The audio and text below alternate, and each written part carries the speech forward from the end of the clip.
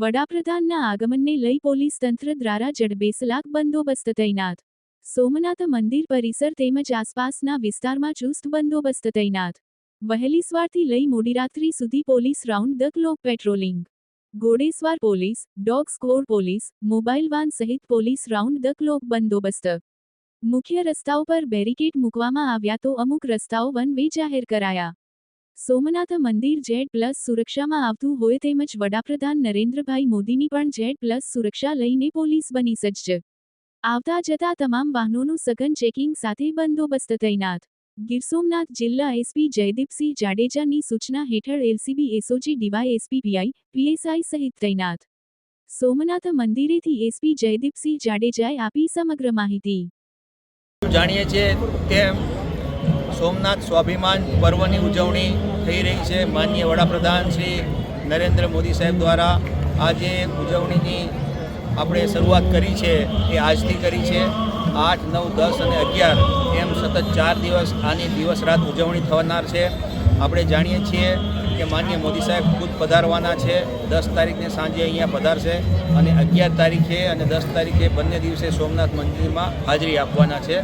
આ ઉપરાંત એમને શૌર્ય યાત્રા કરી અને એ જે રોડ શો છે એમાં પણ ભાગ લેવાના છે અને રોડ શો કરી અને પછી એક જનસભાને સંબોધવાના છે જે સદભાવના ગ્રાઉન્ડ સોમનાથ ખાતે છે. ત્યાં પણ એ જંગી જનસભાને આયોજન કરેલું છે. તો આમ એક પછી એક સતત આપણે 2 દિવસ લગભગ 4 થી 5 જેટલા પ્રોગ્રામ છે એને ધ્યાને રાખી અને માનનીય પ્રધાનમંત્રી શ્રીની સુરક્ષા કેટેગરીને ધ્યાનમાં રાખી અને માનનીય DGP સાહેબ, માનનીય આપણા ડેપ્યુટી CM સાહેબની સૂચના અનુસાર અમે ખૂબ જ ચુસ્ત બંદોબસ્ત ગોઠવ્યો છે. 24/7નો બંદોબસ્ત ગોઠવ્યો છે. કારણ કે આપણે જાણીએ છીએ કે સોમનાથ મંદિરમાં સતત 72 કલાક અખંડ ઓમકાર નાદ અત્યારે થઈ રહ્યો છે. આ ઉપરાંત 8, 9 અને 10 આ 3 દિવસોના રાત્રિના સમયે સાંસ્કૃતિક કાર્યક્રમો થશે, જેમાં સોમનાથ મહાદેવ અને મહાદેવના સાનિધ્યમાં ડાયરા અને ભજનનું આયોજન કરેલું છે. અને અમારા તંત્ર તરફથી પણ સામાન્ય લોકોને પણ ખૂબ સારી સગવડ આપવામાં આવી છે.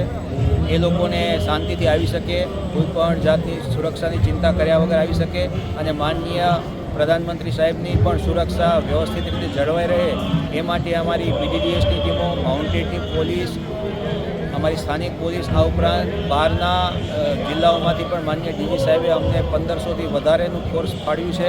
આ ઉપરાંત જિલ્લાનું પણ ફોર્સ થઈને ટોટલ 2000થી ઉપરાંતની પોલીસ, SRP, સ્પેશિયલ એક્શન ફોર્સની ટીમો, આ ઉપરાંત NSG, SPG અને ઘણી બધી અમારી જે એજન્સીઓ સાથે સંકલનો છે એ બધી એજન્સીઓ અત્યારે આવી પહોંચી છે.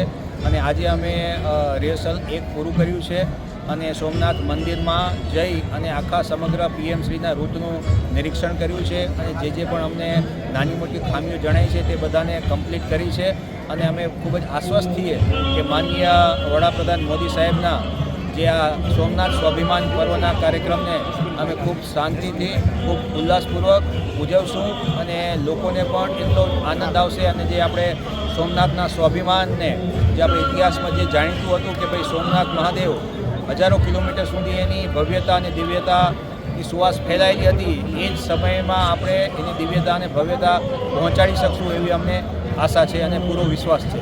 સાહેબ, મેં આપને જણાવ્યું કે માનનીય પ્રધાનમંત્રી મોદી સાહેબ એક રોડ શો કરવાના છે. આ રોડ શોમાં પ્રથમ વખત 108 માઉન્ટેડ પોલીસના અશ્વો સાથે રહેવાના છે.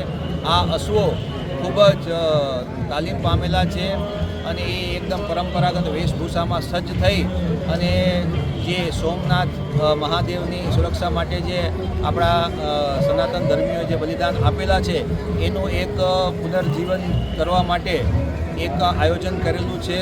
અને લોકોને પણ એ સમયમાં આપણે એક ઝાંકી બતાવવા માંગીએ છીએ કે એ સમયે કેવી પ્રકારનું વાતાવરણ ઊભું થયું હશે અને જે અખંડ આપણે જે ઓમકારના નાદ છે તેનાથી આ જે વાતાવરણ છે એકદમ દિવ્યમય થઈ ગયું છે. અને ખૂબ મોટી સંખ્યામાં જિલ્લાના અને બહારના લોકો પણ મહાદેવના દર્શન કરવા માટે ખૂબ જ ઉલ્લાસપૂર્વક આવી રહ્યા છે. અપીલ કરવા માગું છું કે માનનીય પ્રધાનમંત્રી શ્રીની આપણે સુરક્ષાને દ્રષ્ટિએ ધ્યાનમાં રાખી અને અમુક રસ્તાઓ ડાયવર્ટ કરેલા છે, આપને વૈકલ્પિક રૂટ આપેલા છે. તો એ વૈકલ્પિક રૂટમાં આપ બેરિકેડિંગની પાછળ રહી તમામ કાયદા કાનૂન નિયમો માની અને ખૂબ શાંતિપૂર્વક રીતે આપણે બધા જ પ્રોગ્રામ જોવા મળે એવી રીતના તંત્ર દ્વારા આયોજન થયેલું છે અને આપણે ઓછામાં ઓછી અગવડ પડે એ પ્રકારનું આયોજન માટે સરકાર તંત્ર અને પોલીસ તંત્ર ખૂબ જ મહેનત કરી રહ્યું છે. તો એમાં નીતિ નિયમોને અને કાયદાને માન આપી આપણે આ પ્રોગ્રામને સફળ બનાવીએ. Thank you.